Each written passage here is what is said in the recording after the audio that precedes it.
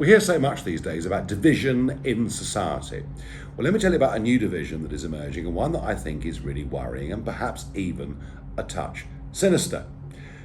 The Western world is about to divide into the jabbed and the jab-nots. I'm not joking. Just think about what New Zealand Prime Minister Jacinda Ardern said in an interview just yesterday. Have a look at this clip.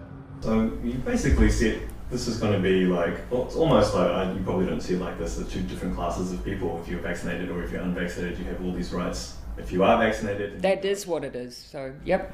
So she confirms it. There will be two classes of citizen in New Zealand. Those able to go about their normal lives and their business, the jabbed, but the jab-nots will be complete, total outcasts. She even suggests that those that have had the jab will not wish to mix with those that haven't had the jab, as if the unjabbed are to become the modern day social lepers. It's incredible. But let's come to Europe. Austria. The new Chancellor of Austria, Schallenberg, he is now seriously considering locking down, forcing people to stay in their houses if they're unjabbed. This only happens if case numbers rise, which could easily happen.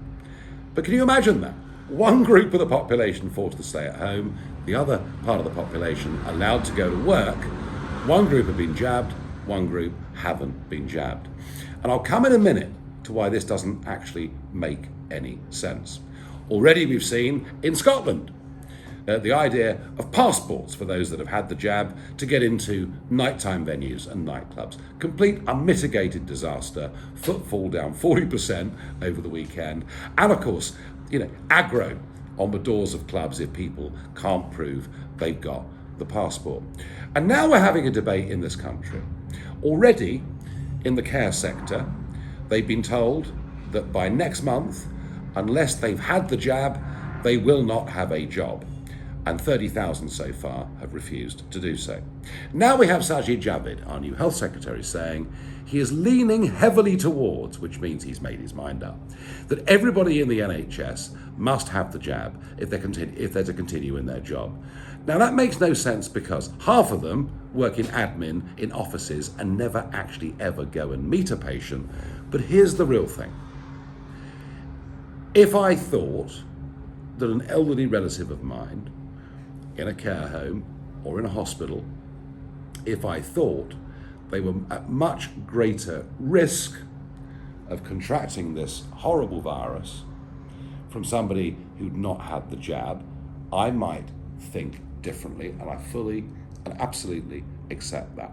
But Boris Johnson himself this week has said that having the jab doesn't stop you catching the virus and doesn't stop you spreading the virus. Now, I think it was one of those Borisisms where he just, speaks out, says what he really thinks, and then they do their best to bury it. There is no evidence that having the jab stops you spreading the illness. There is evidence, and strong evidence, that having the jab, if you then catch the virus, means your chances of being hospitalized, your chances of being less ill, improve massively. And look, I've had the double jab. No question about it. I'm 57. I've smoked for a number of years. To me, it makes absolute sense. And I'm completely convinced by the evidence that those with the jab get less ill. I'm not fighting, against having jabs done. I'm just saying that I respect the rights of those who don't wish, for whatever reason, to have the jab. For them to be classed as jab-nots, to find themselves, whether it's in terms of work or socially or anything else, maybe during a future lockdown, treated differently to the rest of the population, does not make sense. I repeat my point.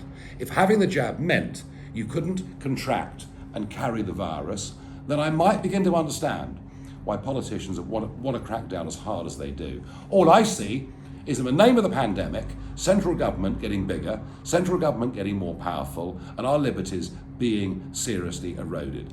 I don't want to live in a two-tier society. I don't want to live in a society where those who, for reasons of conscience or belief, don't choose to be jabbed, being effectively social outclass. I think the whole thing is completely and utterly loathsome, but I can see with what Sajid Javid has said, we could be heading in that direction. Boris Johnson, our PM, despite that outburst of honesty when he spoke about the virus, says he doesn't want us to introduce passports for this kind of thing. Well, all the way through this pandemic, from the very beginning, the British Prime Minister has promised he wouldn't do things because he believes in civil liberties, apparently, and then he does them. And I just want all of us to keep as much pressure on our MPs, on our lawmakers at all levels to say we do not want to live in a two-tier society. That would be real divide. That would lead to unrest. That would be wholly undesirable.